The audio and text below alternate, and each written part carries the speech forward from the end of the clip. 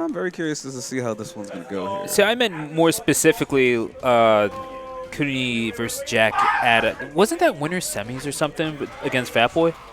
I believe that was winners quarters, winners semis, losers semis, I don't. something like that. My laptop's in there, so I'm gonna not check that. But either way, I'm going to take a look at the tail of the tape from last time, slowly poking away at the yeah. ankles here. I can see you try to go for just frame lever spin, nobody home. Okay. There we DF2. go. Pristine. Ooh, what a whiff punish. I mean, it's just that's And a debugger. My brother in Christ. That's probably the only time I've seen him in a long time ever whip out debugger in round one, which means he's a whole lot more comfortable with doing the damn diddle. Which is what we've been telling him for the longest time. Like, listen, man, sometimes you just got to be a little ignorant. And this man's being ignorant. I love to see it. Give me more of that. With the no throw break, 1+2, have a seat. But she got a side switch. Give me your ankles, baby. What's for breakfast here? Nobody home? Just sitting, letting Reckless press all the buttons, but Reckless is kind of recognizing when it's not exactly your turn anymore. Full string, set 4-4 here. Okay. I would definitely say it's not the easiest thing for Jack to try and control the tempo of the match, but he kind of really wants to start doing so. No punish. And a whip punish of the dick punch. Got a little antsy there. Well, he's doing a good enough job of keeping her out, isn't he? Just using those big things. You have a decent enough. You were getting a lot of mileage off of DF2. So like, you're doing that. You're trying to get him. I mean, if nothing else, just trying to back off of you. And with the high crush into the hop kick. But you're not wrong, my friend. Okay, gets the wall spot off of it. Good punchability. But I mean, I would have to think just because of, Kunimitsu has that close down speed, can maybe play from a little bit at range, but you have to make them do that. If you want to get up, up close and personal, you're going to earn that, and that seems to be what Phatb0i is doing rather effectively, leveraging that to a round 3 win. That's the thing. When it comes to a character like Jack, like we said, he's got long limbs, but he's got very simple tools that still make him very irritating at 0 and 1 range. So he's a very good approach tool. He's a very good keep-out character, but he's also a very effective character in 0 range as long as you are well within the understanding that you don't get to sidestep here. You will hold this. You're a 2D character in a 3D game.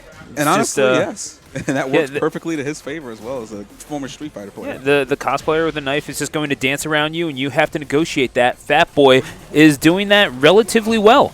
And, yeah, I mean, that's just that's Phatb0i taking it simple. And, I mean, look, you can call it lame, you can call it defensive, you can call it turtling up, whatever it is. You can't just not call it effective afro. Oh, it's effective as God knows how much. There's several people I know that are such a big fan of why do the most when you can do what it takes. Ask Commander. That man basically borderline pioneered, if not Justin Wong. When it comes to Tekken, it's going to be Commander. Why do the most when you can do what it takes? And as someone who comes from Street Fighter where he plays lame as God knows how much, and he's playing a character that runs the same game style that he does, just with an added bonus to his repertoire, yeah, he's kind of at home in his element. So, especially against a character like Kunimitsu, who definitely has superior movement and approach tools, so you definitely want to have all the keep out, and you want to play as lame as possible to take the guesswork out, honestly. Yeah, but it's going to be on Reckless to try to charge in like a bull, but Phatb0i has been playing a very effective Matador in this instance. At relatively even damage before that, a little bit of a breakthrough, but again, Reckless is not really able to do much of anything aside from chip damage. Precisely. There's a lot of just small chipping away of the health bar here. Once again, no break on the 1+2. That's interesting. Oh, nice reaction to the cross-up here. Now, he's still got rage. He can do anything with it. She's overextending a little too much. And that's why you don't want to overextend. Oh, got the block. Didn't get the punish, though. That was mad risky. Good on her, though. I was like, please do not finish this string. Literally, I was just like, please don't finish this string. Good shit. Delicious. That's an awareness play, and Reckless Get you baited. Yeah, passing the test for round 1, but Phatb0i might have just woken up. Okay, catching blocks. Oh, trying to go for the DF1 too. Oh, just slowly poking out. Oh, catch hands, not feelings, and Phatb0i gonna put up the 7 golden letters for that round number 2. That's what we like to call an Anakin round. Just like 3 or 4 buttons just lulling you to sleep. Nice. Punish on the full string. Nice duck of the deep B1, but didn't punish though. Oh, bit. We'll try to go for the trade. I definitely saw he tried to go for the trade. We duck those throws. Duck throws and break lows. Okay.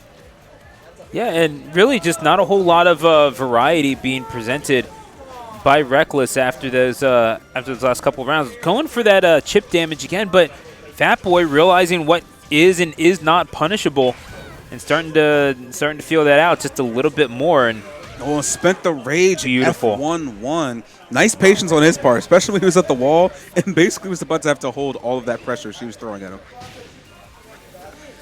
And now, trying to catch him with these, again, these mid-range hitboxes. It feels like it's almost a little bit of guesswork, doesn't it? Like, this is Reckless really just kind of hitting her head against the wall until it breaks, and that's a big wall to have to get through.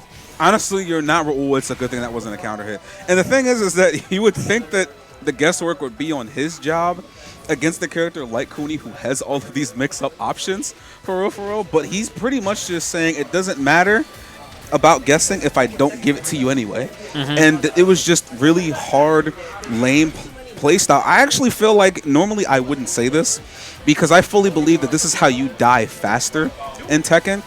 I feel like she actually might have wanted to throw more at him because she didn't really give him a whole lot to be scared of. She was kind of throwing out like mental moments where she's like in full crouch. She's going into set, not really doing anything with it. And I feel like she was kind of afraid that she'll guess wrong or he'll guess right and she'll die for it. But with a character that's still a solid neutral but still a 50-50 game, at some point you got to throw out something. Yeah. So I personally feel like in that second game she would have wanted to turn it up a little more. She has a lot. Kunimitsu has a lot, especially against a Jack. You can absolutely bully and smother Jack to the point where they should be scared to press anything other than dick jab, down back 1 or 2 jab.